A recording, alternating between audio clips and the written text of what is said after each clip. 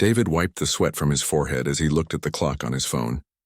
It was already 6:47 p.m., and he still had 2 more hours of construction work before he could head home to pick up Lily from her after-school program. His back ached from carrying heavy materials all day, but he couldn't afford to complain. This job paid $15 an hour, and every penny counted. At 32 years old, David never imagined his life would be this hard. 2 years ago, he had a wife, a decent apartment, and dreams of giving his daughter everything she needed. Now, after losing his wife in that terrible accident, he was doing everything he could just to keep their heads above water.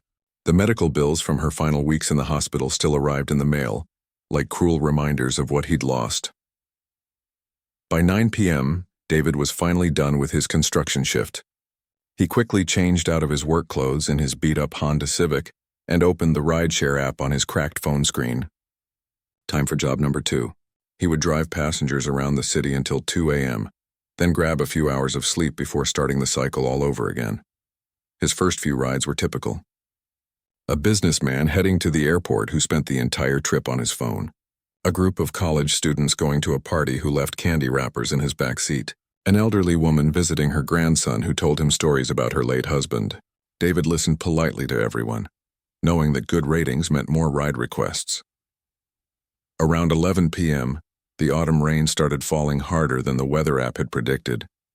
The streets became slick and shiny under the streetlights, and David had to drive more carefully. He was thinking about calling it a night early when his phone buzzed with one more ride request. The pickup location was in the downtown area, outside an expensive hotel. David drove slowly through the heavy rain, his windshield wipers working overtime.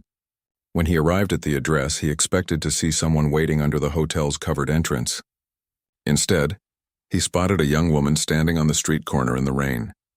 She looked to be in her early 20s, with long, dark hair that was now completely soaked. Her clothes looked expensive, a white blouse and black dress pants that probably cost more than David made in a week. But she was shivering and looked completely lost. Her phone was in her hand, but the screen appeared to be cracked and dark. David rolled down his window. "Are you waiting for a ride?" The young woman looked up with relief in her eyes. "Yes, thank you so much." "I'm sorry, I know I look like a mess. My phone died and I've been standing here for 20 minutes. "No problem, hop in," David said, unlocking the doors. She slid into the back seat and he immediately turned up the heat. "Where are we heading?" "Actually," she paused, looking embarrassed. "This is going to sound strange, but I'm not exactly sure. I was supposed to meet someone, but they never showed up. Could we just drive around for a few minutes while I figure out what to do?" David glanced at her in the rearview mirror. Something seemed off about the whole situation, but she didn't look dangerous. Just lost and scared. "Sure, we can do that. I'm David, by the way." "Grace," she replied softly. "Thank you for being so understanding. Most drivers would probably kick me out for not having a destination."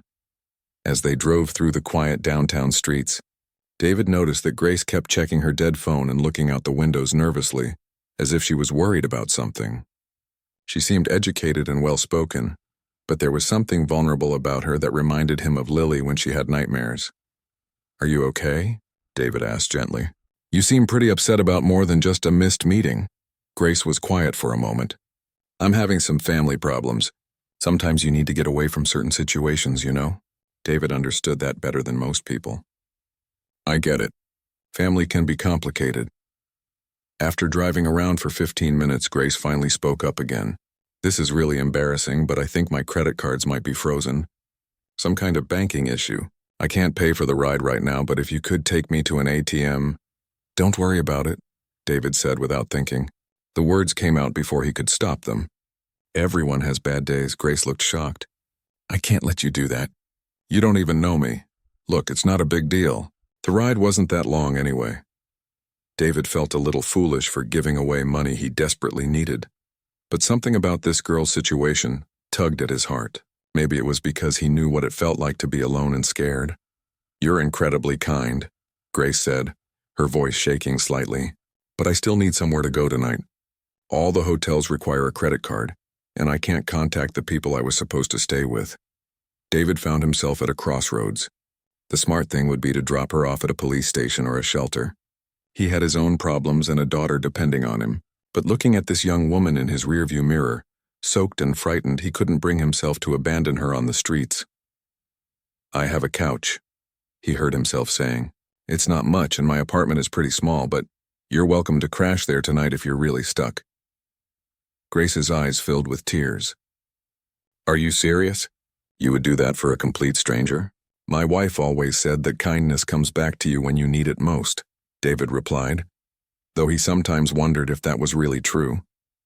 "Besides, my daughter Lily is 8 years old, so you'd have a built-in chaperone." 20 minutes later, David was unlocking the door to his small 2-bedroom apartment. The building wasn't in the best neighborhood and the hallway smelled like someone had been cooking fish, but it was home. Lily was already asleep and Mrs. Rodriguez from next door had been watching her like she did most nights when David worked late. "Thank you so much, Mrs. Rodriguez," David whispered as his elderly neighbor gathered her knitting and headed back to her own apartment. Grace stood in the doorway, taking in the modest living room with its second-hand furniture and Lily's drawings taped to the walls. "You have a beautiful home," she said, and David could tell she meant it. "It's not much, but it's ours," David replied, suddenly feeling self-conscious about the worn couch cushions and the stack of overdue bills on the kitchen counter. The couch pulls out into a bed. "There are blankets in that closet and help yourself to anything in the kitchen." As David showed Grace where everything was, he couldn't shake the feeling that this random act of kindness was going to change his life somehow. He just had no idea how much. The next morning, David woke up to the smell of pancakes. For a moment, he forgot about his guest and thought he was dreaming. When was the last time anyone had cooked breakfast in his apartment? He stumbled out of his bedroom in his old pajamas and found Grace standing at his tiny stove, flipping pancakes like she'd been doing it her whole life. "Good morning," she said with a bright smile. "I hope you don't mind. I found some pancake mix in your cabinet and thought I'd make breakfast as a thank you." Lily was already sitting at the small kitchen table, her eyes wide with excitement. "Daddy, Grace makes the best pancakes ever, and she knows how to make them into funny shapes." David looked at his daughter's plate and saw a pancake shaped like a butterfly. "Wow, that's pretty impressive." "It's nothing special," Grace said, but David noticed her cheeks turn slightly pink. "Just a little trick I picked up somewhere." As they ate breakfast together, David found himself studying Grace more carefully in the daylight. She was definitely young, probably in her early 20s, but there was something about the way she carried herself that seemed older. When Lily asked her questions about school and friends, Grace answered carefully, like she was choosing her words very precisely. "I need to head to work," David said after breakfast. "Will you be okay here?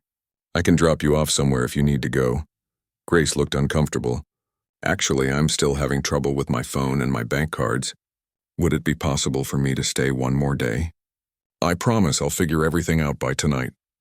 David hesitated. He barely knew this woman, and letting a stranger stay in his apartment while he was at work seemed risky. But Lily looked so happy for the first time in months, and Grace had made them a wonderful breakfast. "Okay," he said finally, "but Lily has school, so you'll be here alone most of the day." "That's perfectly fine. I have some calls to make anyway once I can get my phone working." When David came home from his construction job that afternoon, he found Grace helping Lily with her math homework at the kitchen table. What surprised him wasn't just that Grace was helping, but how she was explaining the problems. She was using methods that seemed way more advanced than what he remembered from elementary school. "You see, Lily, when you're working with fractions, think of it like dividing a pizza," Grace was saying. "But instead of just cutting it into pieces, imagine you're calculating how much pizza each person gets if you have different-sized groups." "That makes so much sense," Lily exclaimed. "Why doesn't my teacher explain it like that?" David watched them work together for a few minutes. Grace was patient and encouraging, but more than that, she seemed to understand exactly how Lily's mind worked. She was explaining concepts in ways that made them click for his daughter. "How did you get so good at math?" David asked. Grace paused for just a moment too long.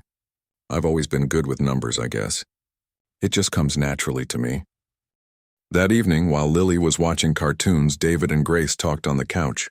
She asked him about his wife, and he found himself opening up about things he hadn't discussed with anyone in months. Grace listened without judgment, asking thoughtful questions that showed she really cared about his answers. "She would have liked you," David said, surprising himself. "Rebecca always said you could tell a lot about a person by how they treat children and animals." "She sounds like she was a wonderful woman," Grace replied softly. Lily is lucky to have had such a loving mother, even if it was for too short a time. Something about the way Grace spoke made David look at her more closely. There was a sadness in her eyes that seemed deeper than someone her age should carry. "What about your family?" David asked. "You mentioned family problems yesterday." Grace's expression immediately closed off.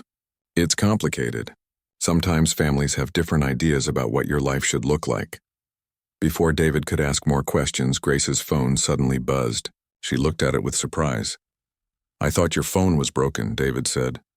"Oh, I managed to get it working today," Grace said quickly. "Excuse me for just a minute." She stepped out onto the small balcony to take the call. Through the glass door, David could see her pacing back and forth. She was speaking, but he couldn't hear what language she was using. It definitely wasn't English, and it didn't sound like Spanish either. When Grace came back inside, she looked stressed. "Everything okay?" David asked. "Just some business I need to take care of," she said vaguely. "David, would it be possible for me to stay one more night?" "I know I keep saying that, but things are more complicated than I expected." David wanted to ask more questions, but something in Grace's expression stopped him. She looked genuinely worried about something. "Of course," he said. "Stay as long as you need to." Over the next few days, a pattern developed. Grace would be there when Lily got home from school, helping with homework and making snacks. She and David would talk in the evenings while Lily played or watched TV. But Grace also received mysterious phone calls that she always took in private, and David noticed she seemed to know things that surprised him. When David mentioned that his construction supervisor was retiring and he hoped to apply for the promotion, Grace asked detailed questions about the company's recent projects and expansion plans. She knew terms and concepts that David himself had only recently learned. "How do you know so much about construction?" he asked. "I read a lot," Grace said simply. "I find business interesting." Then there was the day Lily came home crying because some kids at school had made fun of her sneakers, which were getting too small, but David couldn't afford to replace yet. "Don't worry about those kids," Grace told Lily gently. "Sometimes people say mean things when they're feeling bad about themselves. It has nothing to do with you." "But my shoes do look weird," Lily sniffled. "You know what? I bet we can find a way to make them look special," Grace said. "Have you ever tried decorating sneakers?" The next day, Grace somehow had fabric markers and small decorative patches. She and Lily spent the afternoon turning the worn sneakers into a work of art, with butterflies and stars and Lily's name in fancy lettering. "Where did you get all this stuff?" David asked when he got home. "I picked it up when I was out running errands," Grace said, but David hadn't seen her leave the apartment. That weekend, David got a call that shocked him. His construction company had won a bid for a major renovation project downtown, and they wanted David to supervise it. The pay increase would be significant enough to finally get caught up on bills and maybe even move to a better apartment. "That's amazing," Grace said when he shared the news. "You deserve this opportunity." "I just can't believe they chose me," David said. "There are guys with way more experience." "Sometimes the right opportunity comes along at exactly the right time," Grace replied. But there was something in her tone that made David wonder if she knew more than she was letting on. As the days passed, David found himself falling for Grace in ways that scared him. She was beautiful, obviously. But more than that, she made him feel like himself again. She laughed at his jokes, listened to his dreams, and treated Lily like she was the most important person in the world. But there were also moments when Grace seemed like a completely different person. When she thought no one was looking, her expression would become serious and focused in a way that made her seem much older, and those phone calls were becoming more frequent and more urgent. David was starting to realize that Grace was hiding something big. The question was whether he was ready to find out what it was. 2 weeks had passed since Grace first arrived, and David was starting to notice things that didn't quite add up. It began with small details that nagged at the back of his mind, like how Grace always seemed to expect certain things without thinking about them. When they ran out of coffee, she automatically reached for the expensive brand at the grocery store before catching herself and switching to the cheaper option David usually bought. One morning, Grace complained that the shower pressure was low, then casually mentioned something about calling someone to fix the building's water system. When David explained that tenants couldn't just call repair services for the whole building, Grace looked genuinely confused, as if she'd never lived somewhere where she couldn't simply make a phone call and have problems solved immediately. There were other strange moments too. Grace knew things that seemed impossible for someone her age to know. When David mentioned his concern about Lily's school district possibly losing funding, Grace started talking about education budget allocations and federal grant programs with the kind of detail that David had only heard from news experts on TV. "How do you know all this stuff?" David asked one evening after Grace had spent 20 minutes explaining the pros and cons of different health insurance plans. "I told you, I read a lot," Grace said, but she wouldn't meet his eyes. "I find policy stuff interesting." David was also starting to notice the phone calls. They happened almost every day now, sometimes multiple times a day. Grace always stepped outside or went into the bathroom to take them, and David could hear her speaking in what sounded like different languages. Sometimes it was French, sometimes something else entirely. When he asked about it, Grace would just say it was family business and change the subject. Then there were the cars. David first noticed the black SUV parked across the street on a Tuesday morning. It was there when he left for work and still there when he came home for lunch. The next day, there was a different black SUV in the same spot. When David mentioned it to Mrs. Rodriguez, she said she'd noticed them too. "Probably just coincidence," Grace said when David brought it up, but her face went pale. Lots of people drive black cars. But David had lived in this neighborhood for 3 years, and he knew every car that belonged to residents. These were different, expensive, out of place. The breaking point came on a Thursday evening. David had just finished his construction shift and was getting ready to start driving for rideshare when his phone rang. It was Mrs. Rodriguez, and she sounded panicked. "David, you need to come home right now. Lily can't breathe properly. I think it's her asthma, but it's worse than I've ever seen it." David's heart stopped. He abandoned his car in the construction site parking lot and called an ambulance while running to catch the first bus home. When he burst through his apartment door, he found Lily sitting on the couch, struggling to breathe, with Grace kneeling beside her, speaking in calm, soothing tones. "The ambulance is coming," Grace said as soon as she saw David. "I gave her the emergency inhaler, but it's not helping enough." At the hospital, David felt like his world was falling apart all over again. The doctor said Lily was having a severe asthma attack, possibly triggered by something in the air at school. She needed to stay overnight for observation and would require several new medications and treatments. Then came the bill. Even with his basic insurance, David was looking at over $15,000 in hospital costs. He sat in the waiting room with his head in his hands, trying to figure out how he could possibly pay for his daughter's care. "I'll be right back," Grace said softly. "I need to make some phone calls." She disappeared for almost 3 hours. David was starting to worry that she'd left for good when she finally returned with a strange expression on her face. "Good news," she said carefully. "The hospital billing department just called. An anonymous donor has covered all of Lily's medical expenses. Everything, the whole bill." David stared at her. "What do you mean, anonymous donor?" "Sometimes wealthy people set up funds to help families in situations like this," Grace explained, but she wouldn't look directly at him. "The hospital said they couldn't give any details about who it was." That's incredible," David said. But something felt wrong about the whole thing. How did they even know about us? "Hospital charity programs work in mysterious ways," Grace said quickly. "The important thing is that Lily is getting the care she needs." That night, after they brought Lily home and she was sleeping peacefully in her bed, David confronted Grace. "I need you to tell me the truth," he said quietly. "Who are you really?" Grace's face went through several expressions before settling on resignation. "What do you mean?"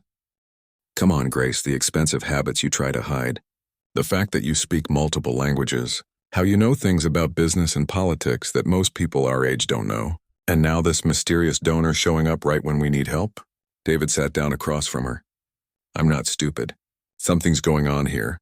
Grace was quiet for a long time. When she finally spoke, her voice was barely above a whisper. "I can't tell you everything, not yet. But you're right that I'm not exactly who I said I was." She looked up at him with tears in her eyes. "I never lied about caring about you and Lily, though. That's the most real thing in my life right now. Are you in some kind of trouble? Is that why those cars keep showing up?" Grace's head snapped up. "You noticed the cars? Kind of hard to miss." "Who are they?" "People who are looking for me," Grace said carefully. "People I'm trying to avoid right now." "Are you running from the law?" "No, nothing like that. It's more like family business. Very complicated family business. Before David could ask more questions, Grace's phone rang. She looked at the screen and her face went white. "I have to take this," she said, standing up quickly. "It's important." She stepped out onto the balcony, but this time she didn't close the sliding door completely. David could hear fragments of the conversation, and what he heard made his blood run cold. Grace was speaking in what sounded like perfect French, and her tone was completely different. Gone was the uncertain, vulnerable young woman he'd been getting to know. In her place was someone who sounded like they were used to giving orders and having them followed. David caught words here and there. Something about market fluctuations and board decisions and international protocols. But what really got his attention was when Grace switched to English and said, "I don't care what the shareholders think. We're not moving forward with the acquisition until I say so." Shareholders? Acquisitions? David felt like the ground was shifting under his feet. When Grace came back inside, she looked exhausted. "Everything okay?" David asked, trying to keep his voice casual.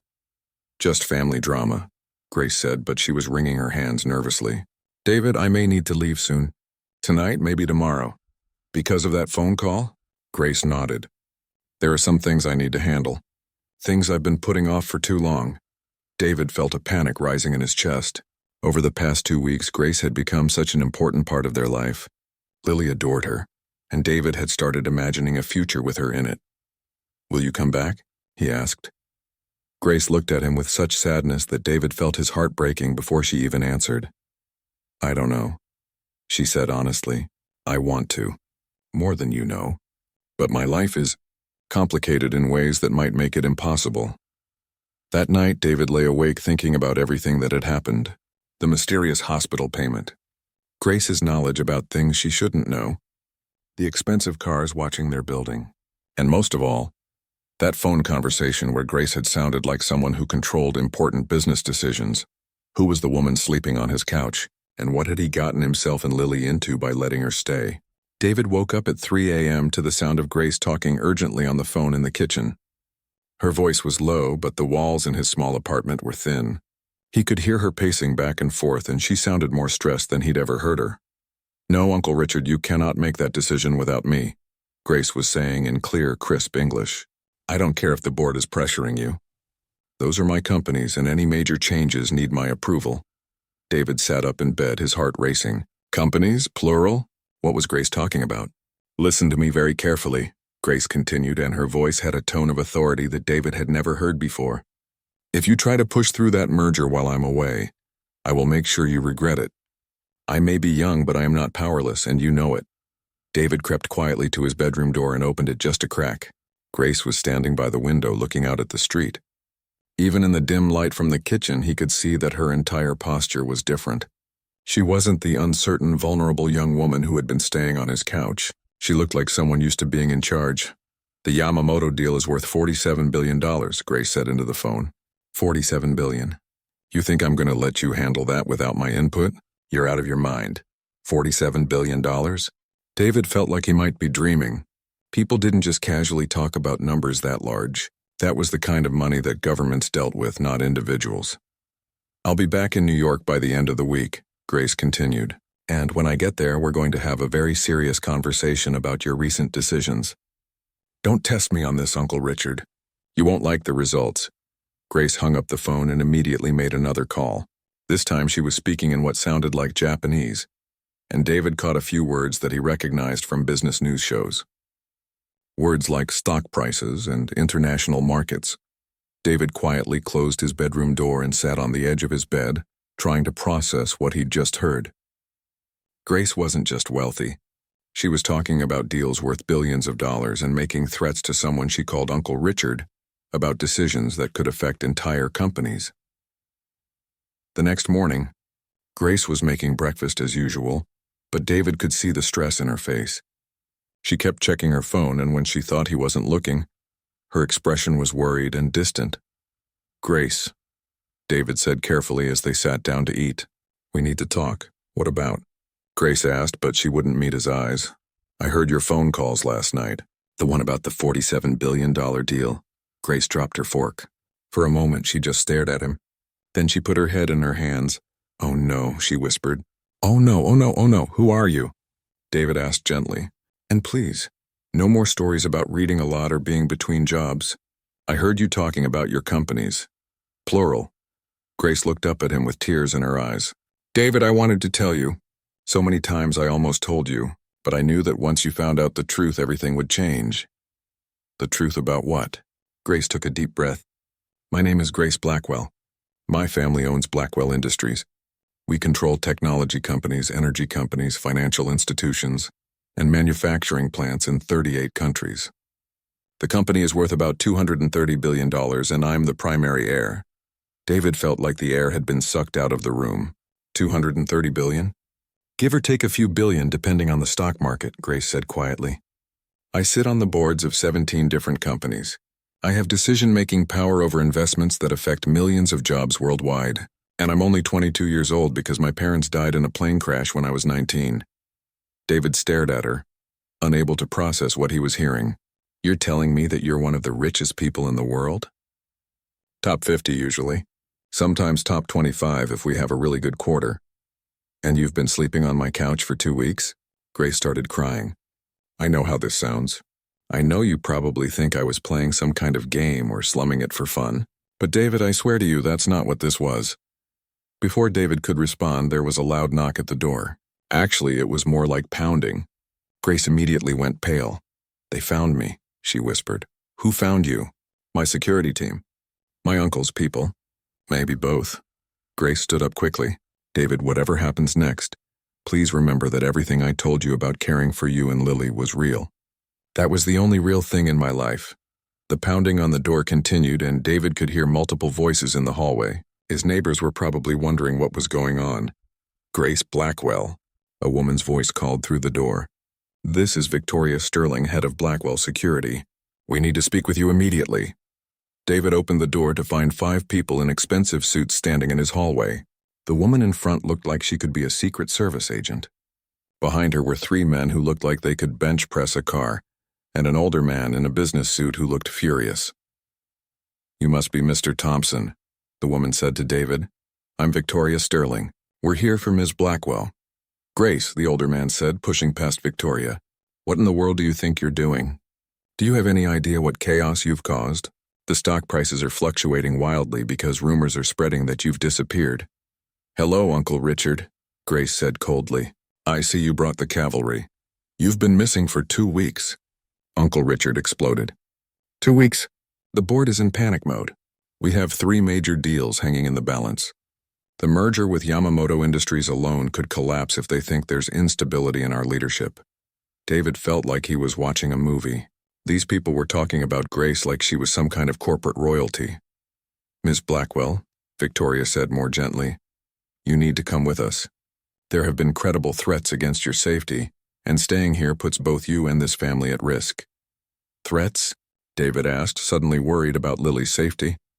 Nothing that concerns you, Uncle Richard said dismissively to David. Then he turned back to Grace. Pack whatever you brought here. We're leaving in 5 minutes. Don't talk to him like that, Grace said sharply. David and his daughter have shown me more kindness in the past 2 weeks than our entire family has shown me in 3 years. Uncle Richard looked around David's modest apartment with obvious disdain. Grace, you're worth more money than some small countries. What are you doing living like this? Learning what it feels like to be human, Grace shot back. Victoria stepped forward. Ms. Blackwell, I understand this is emotional, but we really do need to leave. Your safety is our primary concern. David watched this exchange feeling completely out of his depth. The woman he'd fallen in love with, the woman who had helped his daughter with homework and made pancakes in the shape of butterflies, was apparently one of the most powerful people on earth. Grace, David said quietly. Is this why you were hiding? From them. Grace nodded, tears streaming down her face. After my parents died, Uncle Richard has been trying to control the company through me. He makes decisions and expects me to just sign off on them. When I started pushing back, he increased my security detail and basically made me a prisoner in my own life. So you ran away? I was supposed to be at a business dinner, but I slipped away from my bodyguards. I was going to disappear for a few days just to think. Then it started raining and you picked me up and you decided to see how the other half lives? Uncle Richard interrupted sarcastically. No, Grace said firmly. I decided to see what it felt like to be loved for who I am instead of what I'm worth.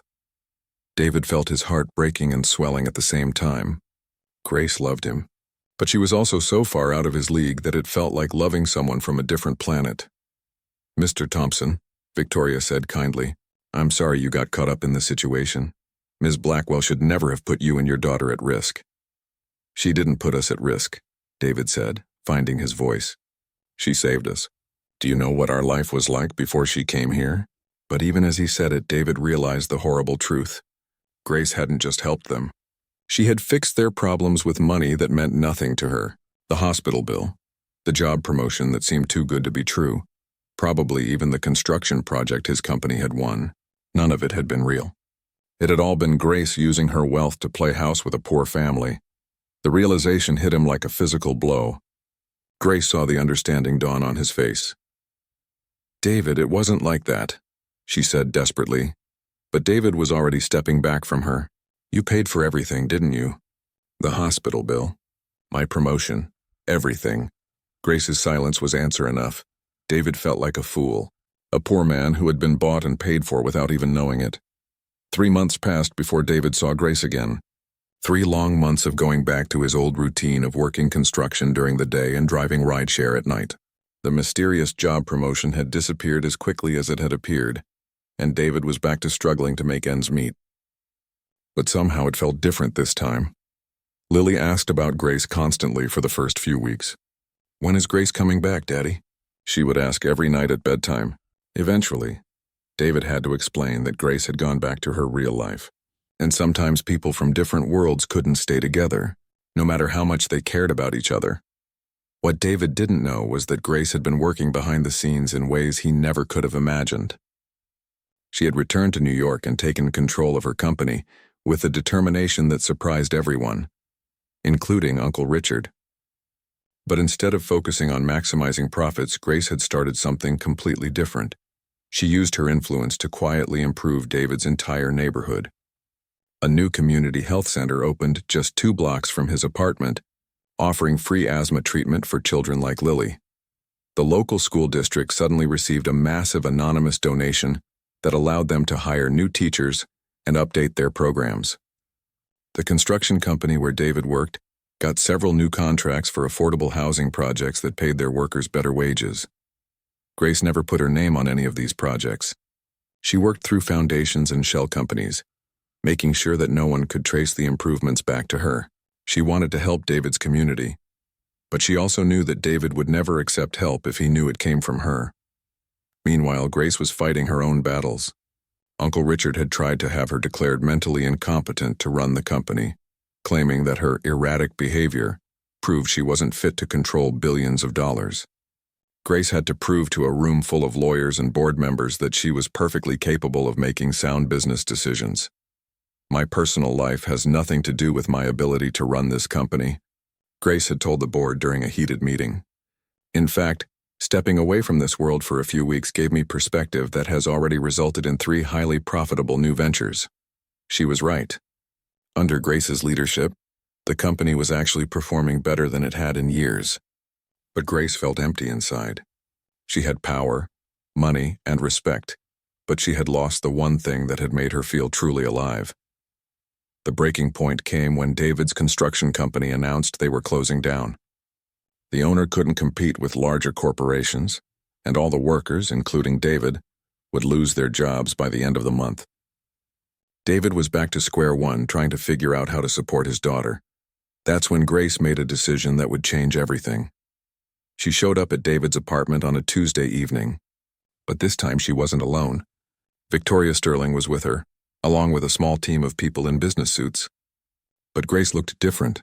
She was wearing jeans and a simple sweater instead of the expensive clothes David had seen her in when she left. "Hi," Grace said nervously when David opened the door. "Can we talk?" David wanted to slam the door in her face. He was angry, hurt, and exhausted from months of trying to forget about her. But then Lily came running from the living room. "Grace!" Lily shouted, throwing her arms around Grace's waist. "You came back." "Daddy, Grace came back!" David's heart melted seeing his daughter so happy. Whatever he felt about Grace, Lily had missed her terribly. "Come in," David said quietly. As everyone settled in the small living room, Grace took a deep breath. David, I need to tell you some things. First, I'm sorry. I'm sorry for not being honest with you from the beginning, and I'm sorry for the way I left. You had every right to be angry. I was angry, David admitted. I felt like our whole relationship was built on lies. I understand why you felt that way. But David, I need you to know that my feelings for you and Lily were never a lie. They were the most honest thing in my life. Grace gestured to the people with her. These are lawyers and business managers. I brought them here because I want to make you an offer, but I want you to understand exactly what it means before you decide. David frowned. What kind of offer? I want to start a foundation, a real one, focused on helping working families like yours, single parents who are struggling to make ends meet, kids who need better schools and health care, workers who deserve fair wages and job security. Grace pulled out a folder of documents. I want you to run it. David stared at her. What? You understand these problems better than anyone I know. You've lived them. You know what families actually need, not what rich people think they need. Grace's voice grew stronger as she spoke. I can provide the money, but I need someone who truly understands the mission to run the day-to-day operations. Grace, I don't know anything about running a foundation. You can learn. We'll provide all the training and support you need. The starting salary would be enough for you to move to a better apartment, get Lily into a good school, and never worry about money again. David felt suspicious. And what's the catch? What do you get out of this? Grace looked directly into his eyes. I get to work with someone I trust, someone who will make sure we're actually helping people instead of just throwing money at problems. Victoria Sterling spoke up. Mr. Thompson, this foundation will have an initial funding of $500 million. Ms. Blackwell is completely serious about this. $500 million? David's head was spinning. That's just the start, Grace said. If the foundation is successful, we'll expand it. Lily had been listening to this conversation with wide eyes. Does this mean Grace is going to stay with us again? Grace knelt down to Lily's level. Well, that depends on your daddy. The foundation would be based here in the city, so I'd be moving back here permanently. But whether I'm part of your family again, that's up to your dad. David looked at Grace, trying to process everything she had just told him. Why are you really doing this? Because the past 3 months have been the worst of my life, Grace said honestly. I have more money than I could spend in 10 lifetimes, but I was miserable every single day. I kept thinking about you and Lily, about how happy I was here in this little apartment, helping with homework and making pancakes. She stood up and faced David. I know there's a huge gap between our worlds. I know that my money makes things complicated. But David, I love you. I love Lily. And I want to find a way to use my resources to do good in the world while building a life with you. What about your uncle? Your company, all those billions of dollars you're supposed to be managing? I've restructured everything. Uncle Richard is no longer involved in major decisions. I have a team of managers handling the day-to-day operations of the existing businesses. My main focus will be on the foundation and on building something meaningful. David walked to the window and looked out at his neighborhood, the same neighborhood where Grace had quietly funded improvements that were making real differences in people's lives. You've already been helping around here, haven't you? He asked. Grace nodded. I wanted to make sure Lily had access to good health care and that families like yours had opportunities. But I did it anonymously because I knew you wouldn't accept direct help from me.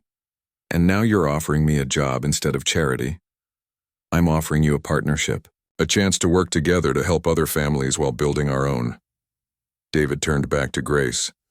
She looked hopeful but scared, like someone who had put everything on the line and was waiting to see if it would pay off. There's one condition, David said finally. Anything. We do this as equals. I don't care how much money you have. In our relationship, in our family, we're partners. No buying me things I can't afford. No solving my problems with money unless we discuss it first. Grace smiled for the first time since she'd arrived. Deal. And I get to pick where we live. Somewhere nice, but not so fancy that I feel like I don't belong. Deal. And Lily gets to help name the foundation. Definitely deal. David looked at his daughter, who was practically bouncing with excitement. Then he looked at Grace, the woman who had turned his world upside down and somehow made it better. Okay, he said. Let's change the world together. Grace threw her arms around him, and for the first time in months, David felt like everything was going to be okay. They had found a way to bridge their different worlds, and more importantly, they had found their way back to each other. 6 months later, the Thompson Blackwell Foundation opened its doors in a renovated building in David's old neighborhood. David wore a suit to work every day now, but he kept a pair of work boots in his office to remind him where he came from. Grace had kept her promise about living modestly, and their small house was filled with Lily's art projects and the smell of pancakes on weekend mornings. Sometimes the richest person in the world really could find happiness in the simplest things.